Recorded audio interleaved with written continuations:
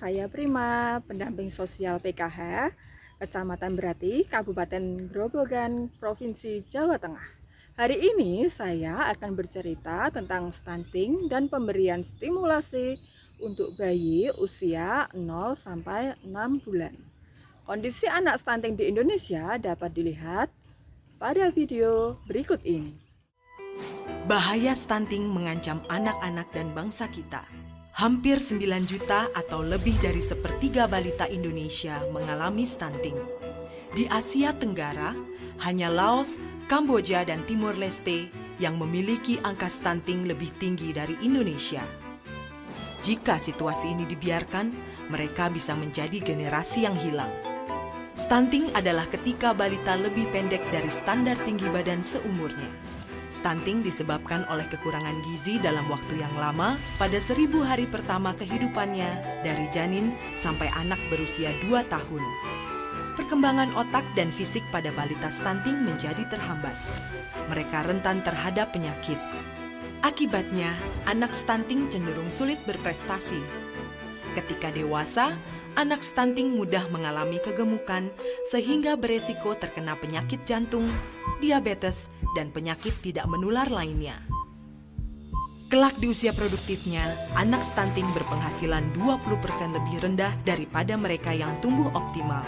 Stunting dapat menurunkan produk domestik bruto negara sebesar 3%. Bagi Indonesia, kerugian akibat stunting mencapai sekitar 300 triliun rupiah per tahun. Namun, masih ada harapan dan jalan keluar. Stunting adalah kondisi gagal tumbuh pada anak berusia di bawah 5 tahun akibat kekurangan gizi kronis dan infeksi berulang terutama pada periode 1000 hari pertama kehidupan.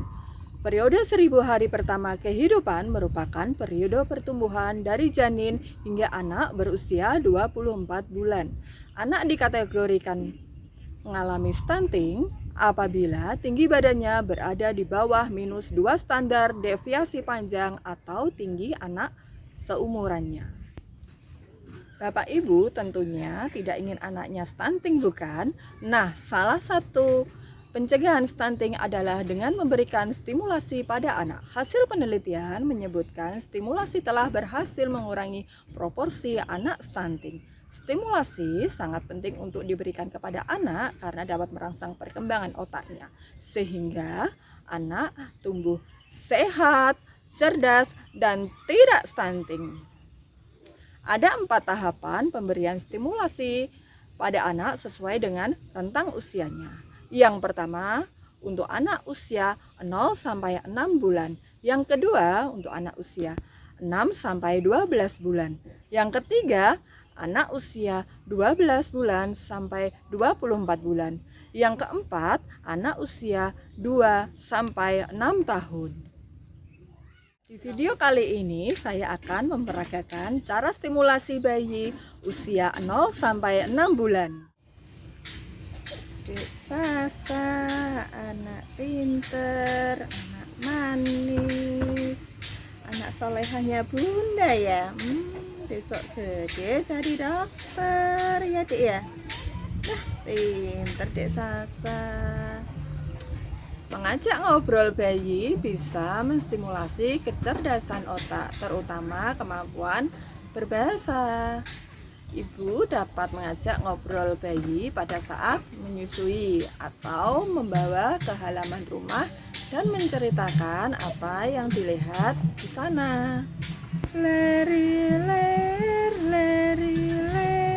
tandure wong sumilir, tak ijo royo tak senggo penganten anyar. Cah angon penek no primbeng kui, lunyu penek no kanggo ngibededira.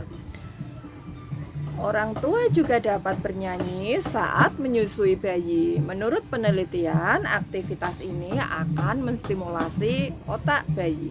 Lagu pengantar tidur tidak hanya menghibur ibu dan bayi, tetapi juga bermanfaat untuk perkembangan kognitif bayi.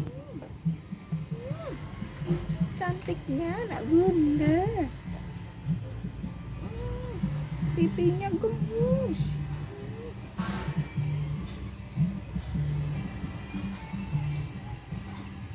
Menyentuh bayi dengan kasih sayang dapat menurunkan intensitas menangis bayi.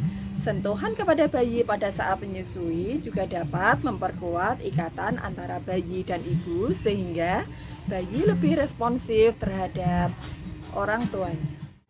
Cilu, be, cilu, be, cilu, be, cilu, be.